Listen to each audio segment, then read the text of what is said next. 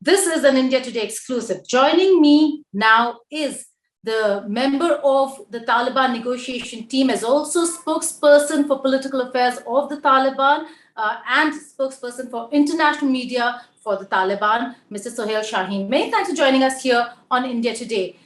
There are a lot of developments when it comes to Afghanistan and how the Taliban and the Afghan government are really trying to come to the talking table and trying to negotiate peace within Afghanistan.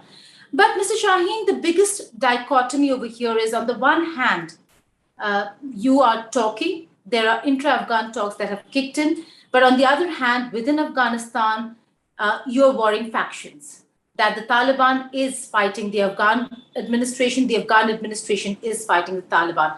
How does this work? Bismillahirrahmanirrahim. Nahmaduhu wa nusalli ala rasulil kareem, amma ba'd. Yes, reaching a peaceful solution of the Afghan issue is our policy.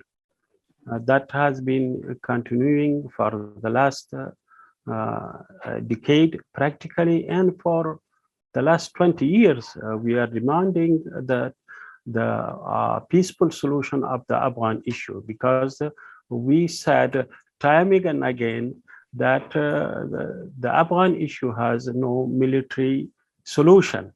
But right now, well, as you said about the fighting in Afghanistan simultaneously with the negotiation being underway in Doha right now, is because the head of the Kabul administration announced a 6-month military operation against us on the day of Eid. You may know about that. And after that, they started bombing our position, not only our position, but also they bombed hospital, clinics, schools, and markets of the common people. So it was our reaction.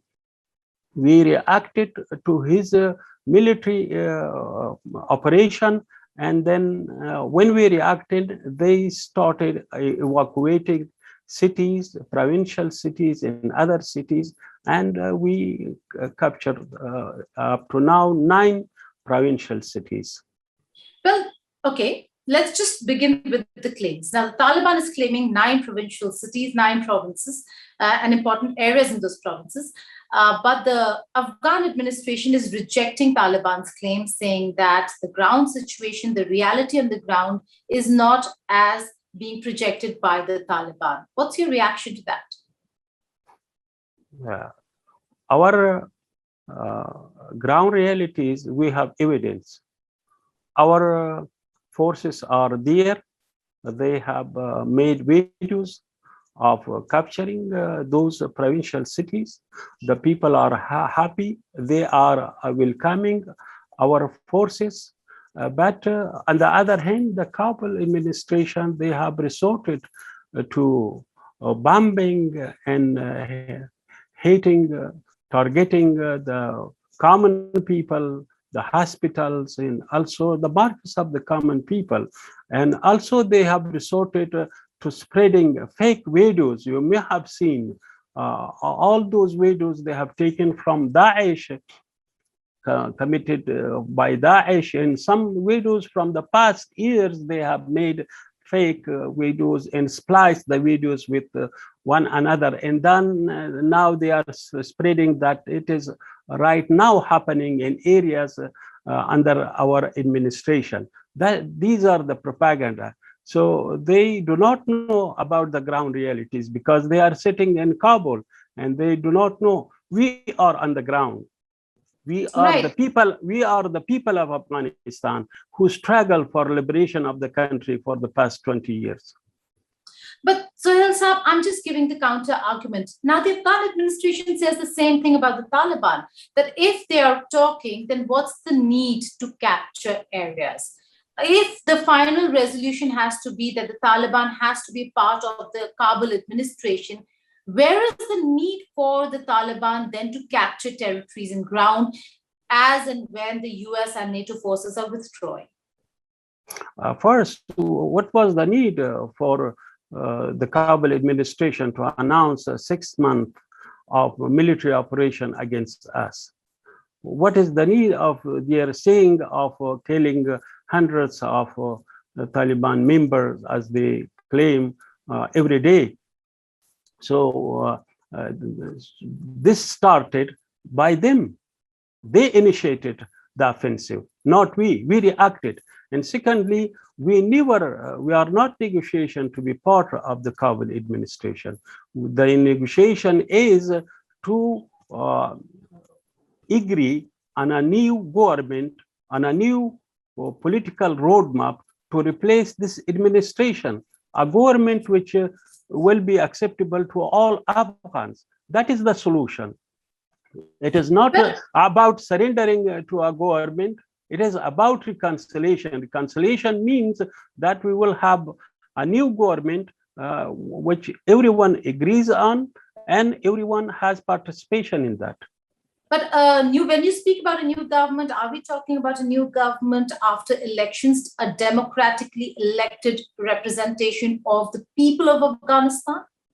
We are having a negotiation here in Doha, and that negotiation is for forming a new government, of reaching agreement about a new political roadmap. And political roadmap means to form a new government which will be acceptable to all parties. In that roadmap, is election a part of that roadmap, Suhail sir? Election can be an agenda from the other side, from anyone. We have our own agenda, they have their own agenda. They can bring it to the table of negotiation, and then there will be discussed. If we agreed, okay. If not, that will be another story.